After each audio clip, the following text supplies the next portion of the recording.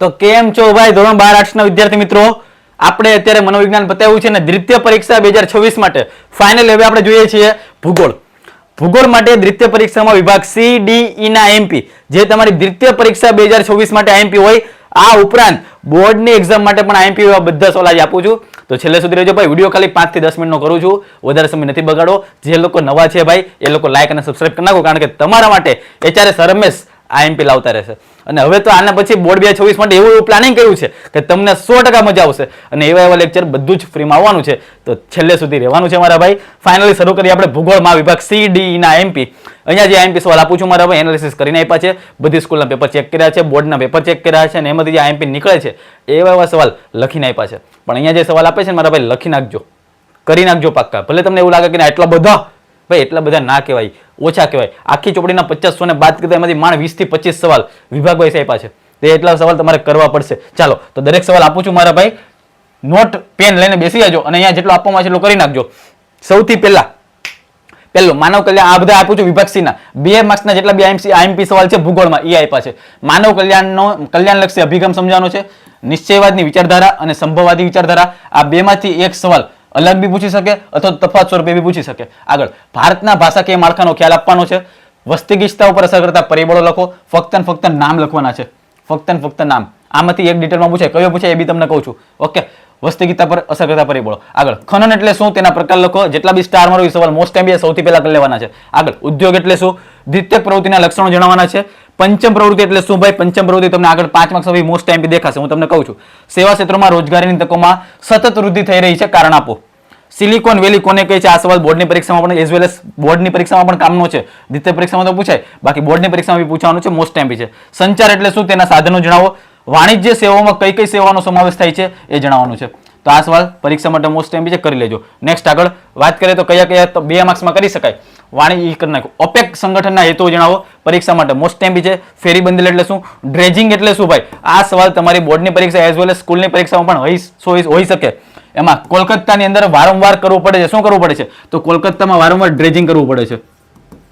એવું ના પૂછે તો આવું પૂછે કે ડ્રેજિંગ એટલે શું, કઈ જગ્યાએ વારંવાર ડ્રેજિંગ કરવું પડે છે, તો કોલકાતા આવે, યાદ રાખજો. આકાશવાણી દ્વારા કયા કાર્યક્રમો પ્રસારિત કરાય છે. શહેરી વસાહતોના માપદંડો જણાવવાના છે.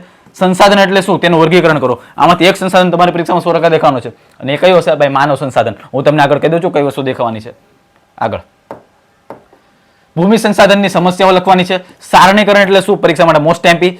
જીઆઈએસ નો ટૂંકમાં પરિચય આપવાનો છે. જીઆઈએસ અહીંયા છે ને જીપીએસ બી આવે છે. ઓકે, તો ભૂલતા નહીં. ટપકો પદ્ધતિ એટલે શું, એટલે કે ટપક પદ્ધતિ એટલે શું થાય અને ટપકા પદ્ધતિના ટપકાનો ઉપયોગ કરતી વખતે કઈ બાબતો ધ્યાનમાં રખાય છે ભાઈ, આ પરીક્ષામાં 100% દેખાય જ. રંગ છાયા પદ્ધતિની ખામીઓ લખવાની છે અને દ્વિપરમાણુય આલેખ એટલે શું, આ વસ્તુ જણાવવાની છે. તો આ સવાલ એવા છે 2 માર્ક્સના કે તમારી પરીક્ષામાં મોસ્ટ ટાઈમ છે, આટલી વસ્તુ કરી નાખવાની છે. નેક્સ્ટ આપણે આગળ વાત કરીએ કે સર 3 માર્ક્સના આઈએમપી આપો. વિભાગ ડી ની અંદર આઈએમપી આપો તો ભૂગોળમાં વિભાગ ડી માં કયા સવાલ કરી શકાય, આઈએમપી આપું છું. પહેલો સવાલ, માનવ ભૂગોળના કોઈ પણ 3 કાર્યો ભાઈ, કોઈ પણ 3, કોઈ પણ 4, કોઈ પણ 5 એવું ના હોય, કોઈ પણ 3 કાર્ય ફિક્સ છે. 3 માર્ક્સમાં પૂછાય તો ખાલી કોઈ પણ 3 કાર્યો પૂછાય. બાકી એવું લખે કે માનવ ભૂગોળના કાર્યો સ્પષ્ટ કરો, એ મોટો સવાલ કાઢો તો. બાકી કોઈ પણ 3 કાર્યો 3 માર્ક્સમાં પૂછાય છે. માનવ ભૂગોળના અભિગમો જણાવી. માનવ કલ્યાણલક્ષી અભિગમ વિશે જણાવવાનું છે ભાઈ. આ અભિગમ તમારી પરીક્ષા માટે મોસ્ટ આઈએમપી અભિગમ છે.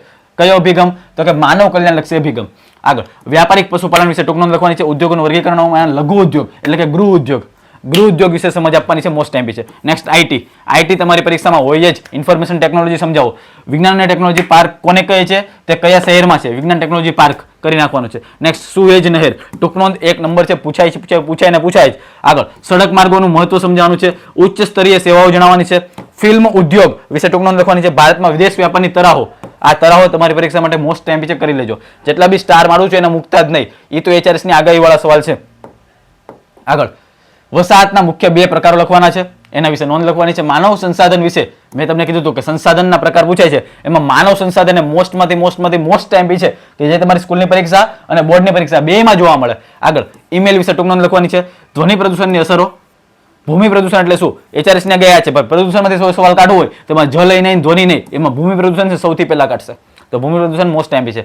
કોઈ આંકડાકીય માહિતી આપી હોય એમાંથી મધ્યસ્થ, મધ્યક ને બહુલક આવી રીતના શોધવાનું તમને પૂછાય છે, તો આ વસ્તુ કરી નાખજો. એમાં મધ્યસ્થ તો ખાસ. ઓકે, કોઈ પણ તમને આંકડા આપ્યા હોય આરામથી શોધતા તમને આવડે. ખાલી એક બે એક્ઝામ્પલ તમારી ચોપડીના જ કરી નાખજો, બાકી બધું થઈ જશે. વિભાજિત વર્તુળ પદ્ધતિ, એનો આલેખ ખાસ કરી નાખવાના છે. જીપીએસ વિશે નોંધ લખવાની છે, આગળ તમને કીધું એ રીતના.